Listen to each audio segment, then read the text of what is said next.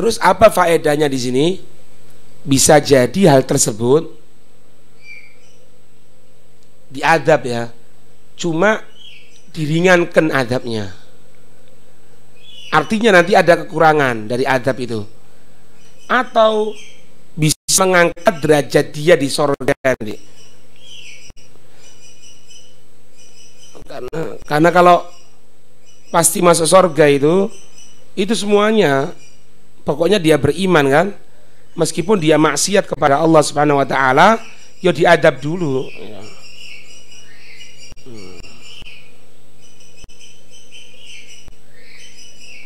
Itu. Riwayat yang lain apa? Man dhamma yatiman lahu aw li ghairi. Siapa orang yang menanggung, memegang seorang yatim, ngurusi anak yatim, lahu, milik dia. Artinya apa? Dia memang sebagai walinya, aw li ghairi, atau milik orang lain, yatimnya orang lain. Sebetulnya dia tidak jadi walinya, gitu loh. Hatta yughniyallahu anhu, sampai Allah memberikan kecukupan kepadanya dari anak tadi itu. Wajabat lahul jannatu, wajib untuknya dia mendapatkan sorga. Jadi ini yatimnya itu yatim dia sendiri. Artinya apa? Dia sendiri itu dia walinya, bukan dia jadi yatim, bukan. Ada yatim yang yatim ini memang merupakan tanggungannya dia.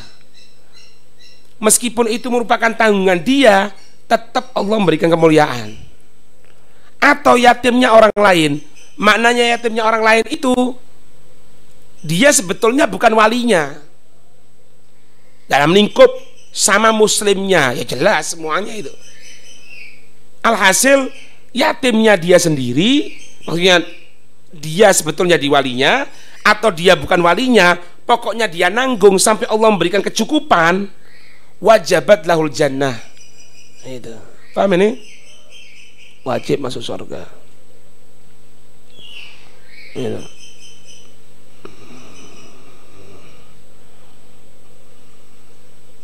Nah, dalam riwayat Sayyidina Abdullah bin Abbas lebih jelas, meskipun sanadnya dhaif.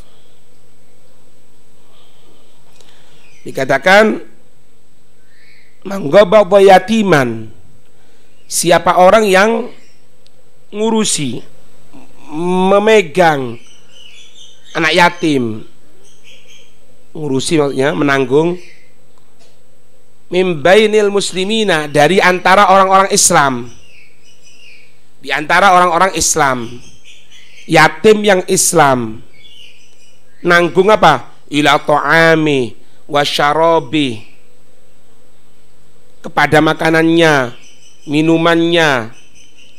Adkhalahullahul jannata albattata, Allah akan memasukkan dia ke sorga pasti, gitu kan?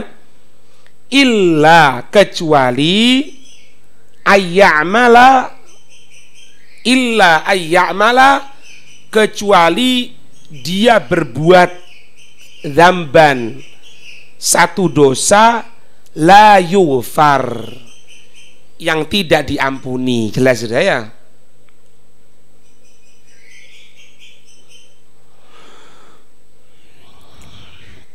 Wa qala sallallahu alaihi wasallam, Nabi sallallahu alaihi wasallam bersabda, ana wa kafilul yatimi, aku dan orang yang mengkafil anak-anak yatim, mengkafil ay alqaimu bi amri,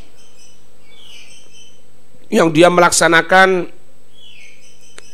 urusannya, wa masalihihi, untuk kebaikan-kebaikan itu anak yatim,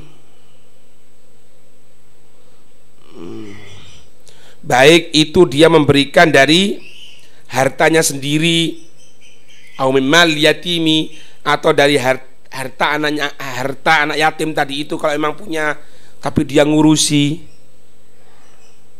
Kana dza qarabatin amla, baik ada dia dengan yatim tadi itu kerabat atau enggak, orang lain, ya termasuk ngurusi panti asuhan orang itu. Katanya Nabi, fil jannah, di sorga. Kahata ini, seperti ini, seperti dua ini wa asyara bi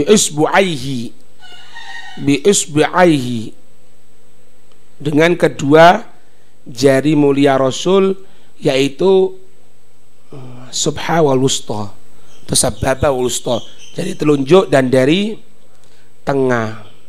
Faraja bainahuma, dipisahkan gini, menanggung dua gini. Paham ini?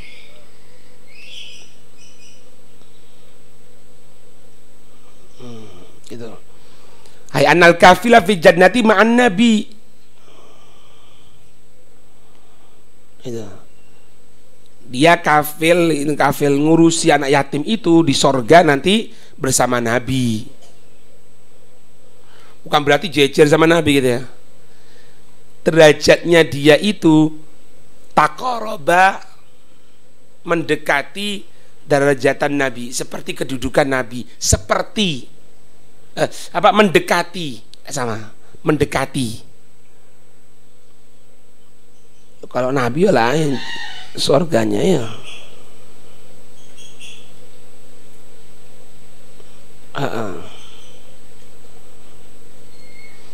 Nah, di sini dijelaskan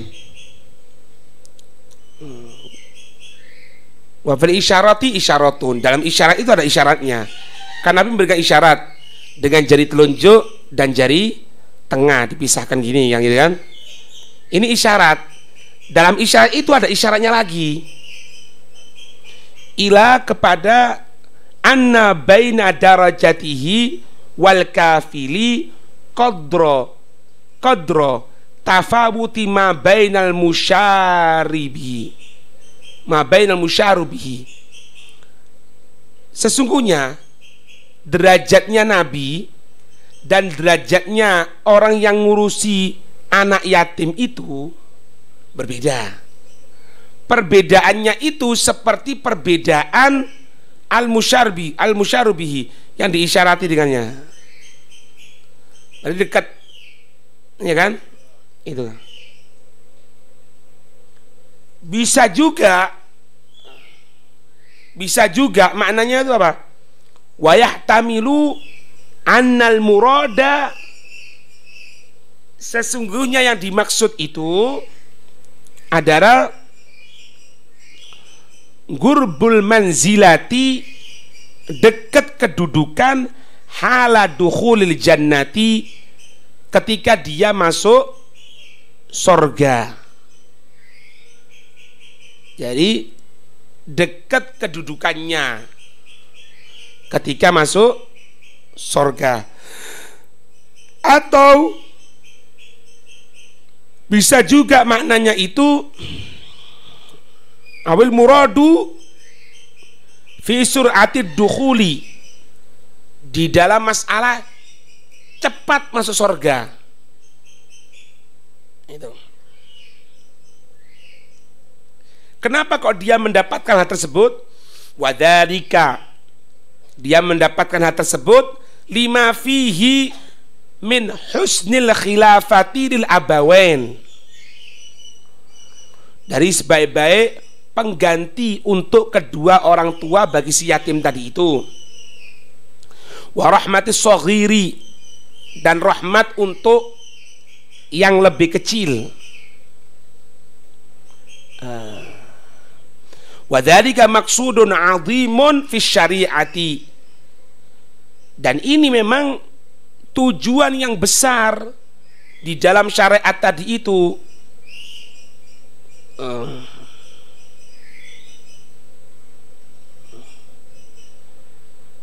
Wa munasabatu tashbihi, dan Nabi itu memberikan permisalan, ya, penyerupaan dengan dua tangan gini. Annan nabiyya sya'nuhu, sesungguhnya nabi itu kedudukannya beliau itu ayyub'atsa liqaumin, nabi itu diutus oleh Allah kepada satu kaum yang pada saat itu kaum itu la ya'qiluna amra dinihim, mereka itu tidak mengerti urusan agama mereka. Maka ketika itu fayakunu, maka menjadi itu nabi kafilan lahum, yang menanggung kepada itu kaum, wa mursyidan wa mualliman, nabi yang memberikan petunjuk, nabi yang ngajari.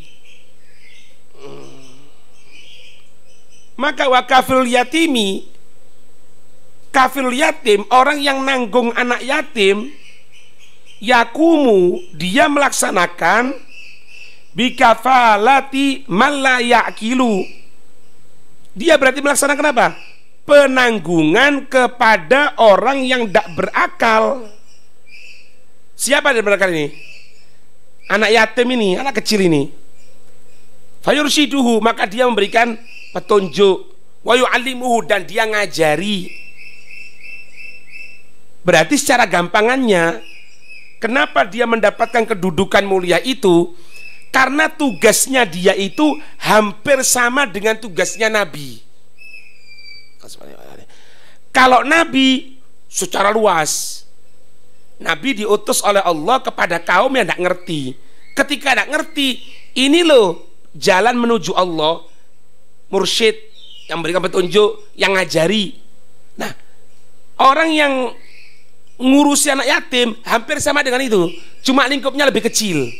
Ada anak kecil, kan yatim kecil, tidak ngerti, tidak faham, dia yang menanggung, dia yang memberikan petunjuk, dia yang ngajari terhadap yatim. Nanggung nabi itu nanggung. Makanya keliru, tidak ada syafaat, keliru.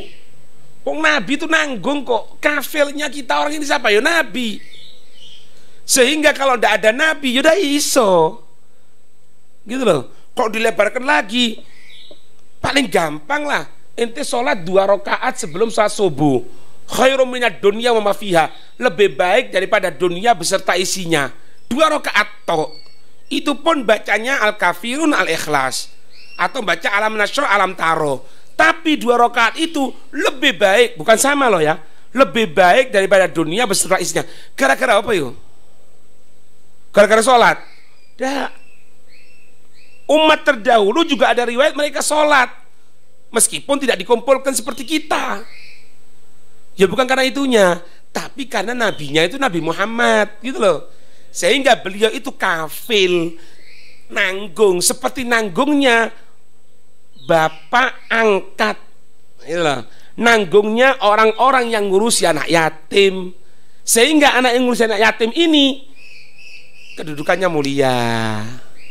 Paham enggak? Sehingga Nabi memberikan gambaran kahaten, seperti jari telunjuk dan jari tengah, gitu loh maksudnya. Ngerti maksudnya ini?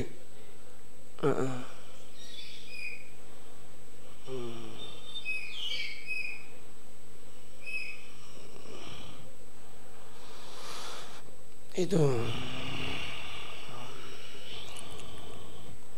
ya, wallahu a'lam bishawab.